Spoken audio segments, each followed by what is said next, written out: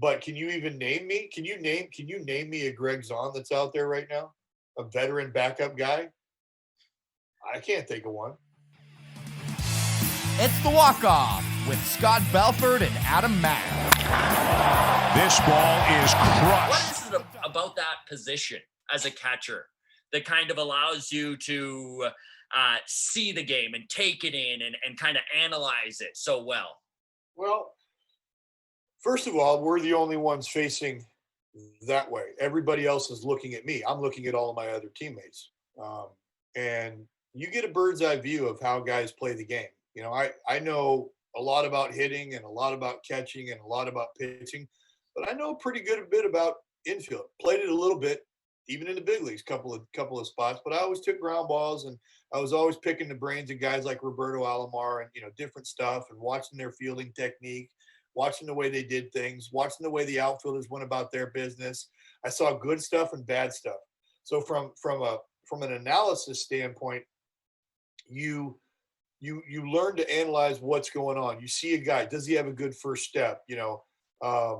Where should he be playing on this particular hitter? And having to call a ball game in the big leagues, you know, everybody in the game right now is making such a big deal out of the numbers. And I'll admit to you, I've tried to get a job coaching in pro ball the last couple of years, and they actually said to me that I didn't have the right qualifications to manage baseball in today's game.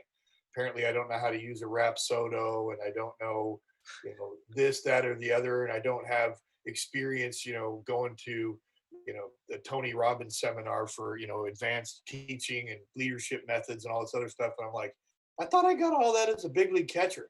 You guys call them metrics. I call them stats. This was a scouting report. And then of course my eyes and my ears told me all the other things that I needed to know in order to call a ball game, in order to be a general on the field, to be the liaison between the players and the coaching staff, to be that guy.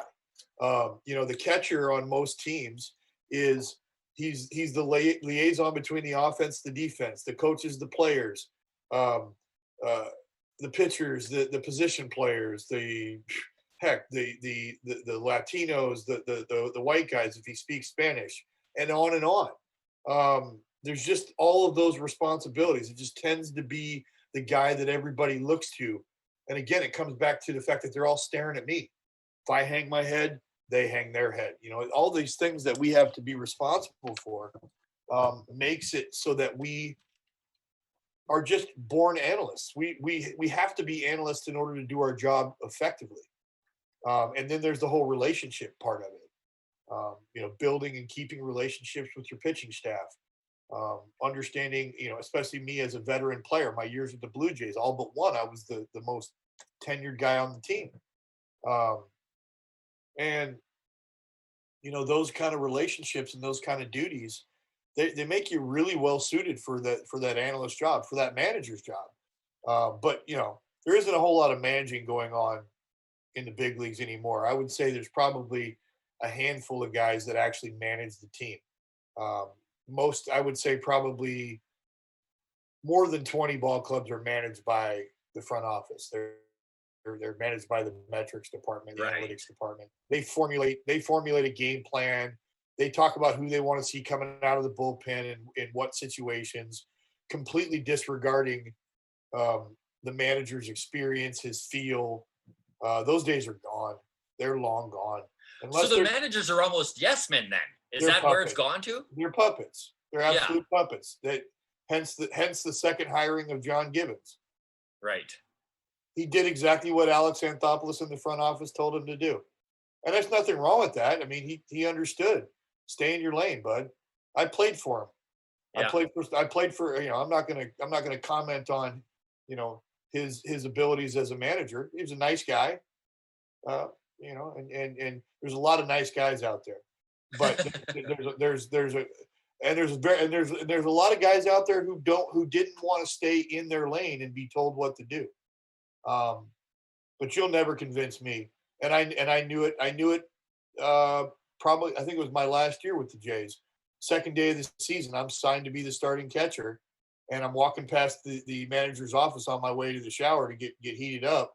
And I'm listening to J.P. Ricciardi tell John Gibbons to start Rod Barajas behind the plate because his batting average was slightly better than mine against Mike Messina. And I had been signed to be the starter, went 1 for 3 the first day against Chen Ming Wong. There was really no reason to bench me the second day of the season. But, and then you look at the fact that, JP had an office in our clubhouse. He had an office built for himself in our clubhouse so that he could hang out and basically dictate what was going on. John ran his playbook day after day. And there's a ton of other managers out there that do exactly the same thing. They run a playbook, and the playbook is not theirs.